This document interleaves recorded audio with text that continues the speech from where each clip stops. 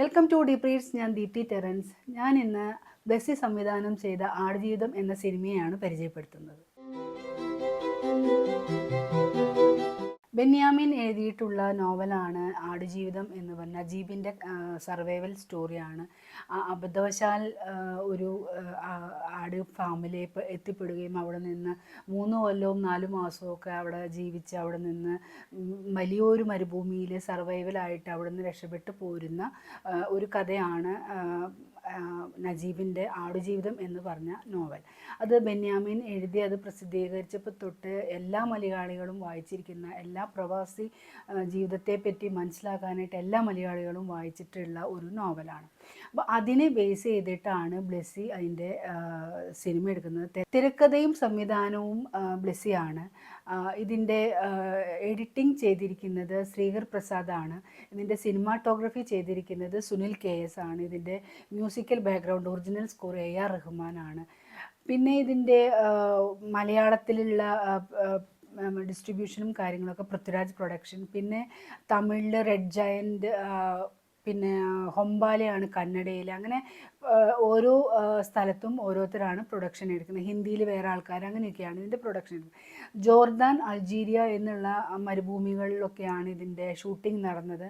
ഇതിൻ്റെ ഷൂട്ടിംഗ് നടക്കുന്ന സമയത്ത് ജോർദാനിലൊക്കെ നടക്കുന്നത് 2019 നടക്കുമ്പോഴാണ് നമുക്ക് കോവിഡ് വന്ന് പാൻഡമിക് ക്വാറൻറ്റൈനൊക്കെ വരികയും ഇവരുടെ കൂട്ടത്തിലുള്ള ചിലർക്ക് കോവിഡ് വന്ന് ക്വാറൻറ്റൈനിലാവുകയും അങ്ങനെ അവിടുന്ന് വന്ദേ ഭാരത് ഇതിലാണ് പൃഥ്വിരാജും ബ്ലെസ്സിയൊക്കെ തിരികെ എത്തുന്നത്. പിന്നീട് വീണ്ടുമാണ് ഇവർ അൾജീരിയ ഭാഗത്ത് വീണ്ടും ഷൂട്ടിംഗ് ചെയ്യുന്നത്.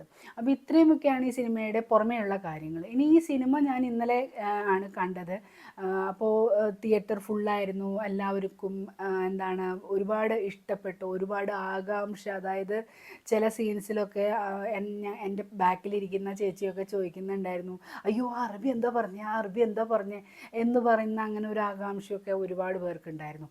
അപ്പോൾ അങ്ങനെ ഇത് പുസ്തകവുമായിട്ട് കമ്പയർ ചെയ്യുമ്പോൾ എൻ്റെ ഇപ്പം ഞാനൊരു വായനക്കാരി എന്ന നിലയ്ക്ക് നമ്മൾ ഈ സിനിമ നമ്മൾ ഒരു പുസ്തകം വായിക്കുന്ന ആൾ ആദ്യമേ തന്നെ അയാളുടെ മനസ്സിലുള്ള ഇമാജിനേഷനിൽ നമ്മളൊരു ഡയറക്ഷൻ നടത്തി വെച്ചിട്ടുണ്ടാവും. അപ്പോൾ അതും ഇതും തമ്മിൽ കമ്പയർ ചെയ്ത് നിങ്ങൾ അങ്ങനെ ചെയ്യരുത്. ഇത് പുസ്തകം ബെന്യാമിൻ്റെയും തിരക്കഥ ബ്ലെസ്സിയുടെയും ആണെന്നുള്ള ഒരു തോട്ട് പ്രോസസ്സിൽ നിങ്ങൾ തന്നെ. കാരണം എന്താണെന്ന് വെച്ചാൽ നമ്മൾ ഈ പുസ്തകത്തിൽ വായിക്കുമ്പോൾ ഒരുപാട് ടച്ചിങ് ആയിട്ടുള്ള മൊമെൻറ്റ്സ്, നജീബിൻ്റെ സന്തോഷങ്ങളുണ്ട്, നജീബിൻ്റെ വിഷമങ്ങളുണ്ട്, ഇതൊക്കെ ഉണ്ട്.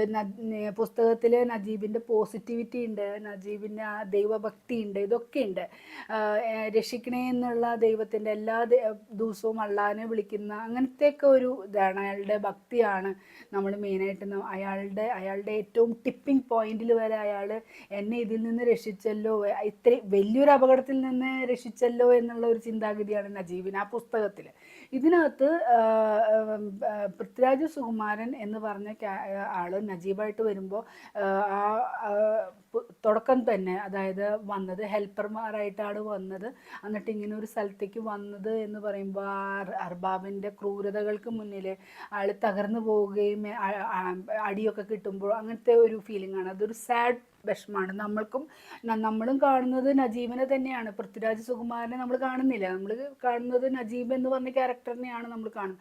അപ്പോൾ ആ നജീബ്, കാരണം നമ്മളത് വായിച്ച് നമ്മൾ ബെന്യാമിൻ എഴുതി അയാളുടെ വിഷമങ്ങൾ എഴുതിയത് കൊണ്ട് നമ്മൾ കാണുന്നത്, പുസ്തകം വായിച്ചത് നജീബിനെയാണ് കാണുക. അപ്പോൾ ആ നജീബിൻ്റെ അതിനകത്ത് പ്രത്യാശകളല്ല സിനിമയിൽ കാണിക്കുന്നത്. അതായത് നജീബിൻ്റെ സങ്കടങ്ങളിലും അയാൾക്കൊരു പ്രത്യാശയുണ്ടായിരുന്നു, രക്ഷപ്പെടാൻ സാധിക്കും, അല്ലെങ്കിൽ അങ്ങനെ ഒരു പ്രതീക്ഷ. ഇതിനകത്ത് അങ്ങനെയല്ല. ഇതിൽ ഭയങ്കര സാഡായിട്ടുള്ള ഒരു വേർഷനാണ് നമുക്ക് പുസ്തകത്തിൽ നിന്ന് വ്യത്യാസമായിട്ടുള്ളത്. പിന്നെ പൃഥ്വിരാജിൻ്റെ അഭിനയം എന്ന് പറഞ്ഞു കഴിഞ്ഞാൽ ട്രാൻസ്ഫോർമേഷനൊക്കെ നമുക്ക് ചിന്തിക്കാൻ കൂടിയും പറ്റാത്ത രീതിയിലാണ് ശരീരം അദ്ദേഹം മാറ്റിമറിച്ചിരിക്കുന്നത്. ആ ഒരു മരുഭൂമിയിൽ ഇപ്പം മേക്കപ്പൊക്കെ ചെയ്യാനായിട്ട് 1.5 മണിക്കൂർ, മേക്കപ്പ് റിമൂവ് ചെയ്യാൻ 1.5 മണിക്കൂറൊക്കെ വേണമെന്നൊക്കെ പറഞ്ഞ ഇൻ്റർവ്യൂസിലൊക്കെ കണ്ടിരുന്നു. അപ്പം അത്രയും മനോഹരമായിട്ടുള്ള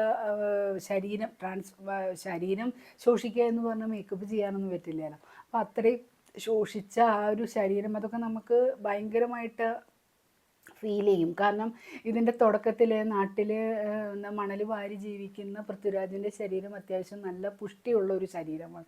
അതിൽ നിന്ന് അയാളുടെ ഈ ഒരു 3 കൊല്ലത്തെ കാലഘട്ടത്തിൽ അയാളുടെ ശരീരം മാറിയത് എന്ന് പറഞ്ഞാൽ നമുക്ക് അത്രയും ട്രാൻസ്ഫോർമേഷനാണ്, നമുക്കത് സമ്മതിച്ചു കൊടുക്കാതിരിക്കാൻ പറ്റില്ല. പിന്നെ ഇതിനകത്ത് ആക്ടിങ് എന്ന് പറഞ്ഞു കഴിഞ്ഞാൽ നമ്മൾക്ക് ആ ഒരു എന്താ പറയുക, മരുഭൂമിയിലെ ആളുകളുടെ ജീവിതം എന്നുള്ളത് ഇവരും പൃഥ്വിരാജായാലും ബ്ലെസ്സി ആയാലും അത് മനസ്സിലാക്കിയിട്ടുണ്ട് എന്നുള്ളതാണ് എനിക്ക് തോന്നുന്നത്. കാരണം ഈ മണൽ എപ്പോഴും ഇങ്ങനെ നമ്മളിപ്പോൾ ഞാൻ ഡെസേർട്ട് സഫാരിക്കൊക്കെ പോയിട്ടുള്ള മണൽ പരിചയമേ എനിക്കുള്ളൂ. അപ്പോൾ നമ്മൾ ഡെസേർട്ട് സഫാരിക്ക് നമ്മൾ പോകുമ്പോൾ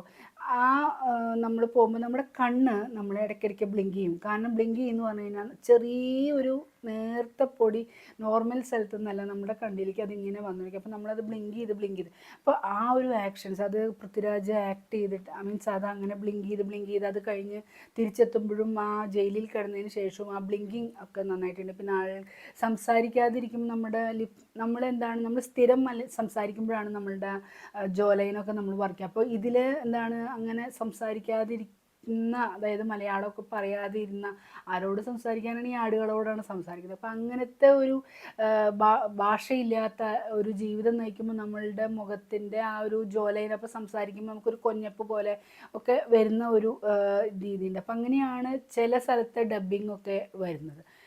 പിന്നെ ഇതിനകത്ത് അപ്പോൾ പൃഥ്വിരാജിൻ്റെ അഭിനയം, പക്ഷേ എൻ്റെ ഒരു അഭിപ്രായത്തിൽ, ഒരു പ്രേക്ഷക എന്നുള്ള നിലയ്ക്ക് എൻ്റെ ഒരു അഭിപ്രായത്തിൽ വോയിസ് മോഡുലേഷനും സൗണ്ടും ഡബ് ചെയ്യുമ്പോൾ ഒന്നും കൂടി ശ്രദ്ധിക്കായിരുന്നു എന്ന് വെച്ചാൽ കുറച്ചും കൂടി നന്നായേനെ എന്നുള്ളതാണ്. പെട്ടത് ഈ സിനിമയിൽ എനിക്ക് ഏറ്റവും ഇഷ്ടപ്പെട്ടത് അതിൻ്റെ സിനിമാറ്റോഗ്രാഫിയാണ്. ഭയങ്കര ഗംഭീരമായിട്ടുണ്ട്, എന്ത് മനോഹരമായിട്ടാണ്. അതായത് ഇപ്പോൾ ഒരു ഉദാഹരണം പറയുകയാണെങ്കിൽ, നമ്മൾ ഈ സിനിമ തിയേറ്ററിൽ കാണുമ്പോൾ ആ മരുഭൂമി, ആടുകൾ ഇങ്ങനെ പോകുന്ന അങ്ങനത്തെ ഒരു പിക്ചറൈസേഷൻ നമ്മൾ കാണുകയാണ്, നമ്മൾ തിയേറ്ററിൽ കാണുകയാണ്. ആ കാണുന്ന സമയത്ത് നമ്മൾ ഒരിക്കലും അതൊരു മലയാള സിനിമയാണ് എന്ന് നമുക്ക് മനസ്സിലാവേയില്ല.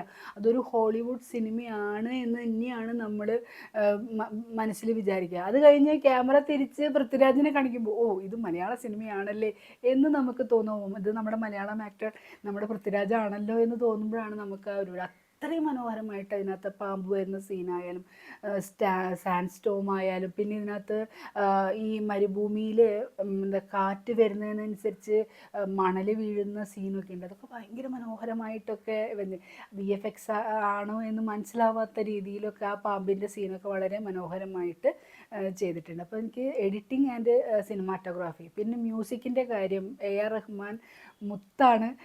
നമുക്ക് ആ ഒരു എനിക്ക് ആദ്യത്തെ പാട്ട്, അതായത് ഇവരുടെ റൊമാൻസ് സോങ് എനിക്ക് അത്രയ്ക്ക് അങ്ങോട്ട് ഇഷ്ടമായില്ല. പക്ഷേ ആ ഒരു സീനിൽ ഒരു പെരിയോനെ എന്നുള്ള പാട്ടൊക്കെ അതിൻ്റെ ബാക്ക്ഗ്രൗണ്ട് ഒക്കെ വെച്ചിട്ട് ആ മരുഭൂമിയിലുള്ള ആ പാട്ടൊക്കെ അതൊക്കെ ഭയങ്കര നമുക്ക് ഫീൽ ചെയ്യുന്ന തരത്തിലൊക്കെയാണ് അത് എടുത്തു വെച്ചിരിക്കുന്നത്.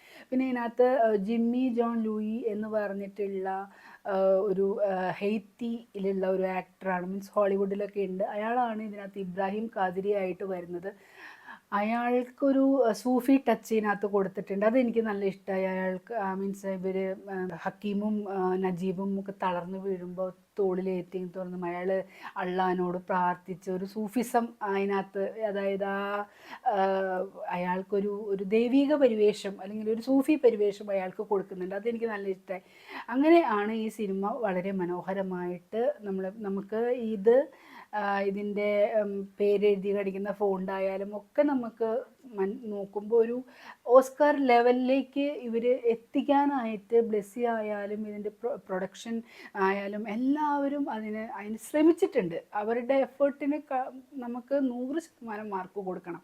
അപ്പോൾ അത്രയും എഫേർട്ട് എടുത്തിട്ടുണ്ട്. ഇനി ഇത് ഓസ്കാർ നോമിനേഷനിലും വന്ന് നമുക്ക് അങ്ങനെ ഒരു ഓസ്കാർ കിട്ടട്ടെ, ഈ സിനിമയിലൂടെ കിട്ടട്ടെ എന്ന് തന്നെയാണ് എൻ്റെ ആവശ്യം. പക്ഷേ എനിക്കതിൽ എന്താണെന്ന് വെച്ചാൽ അമിത പ്രതീക്ഷകളൊന്നുമില്ല.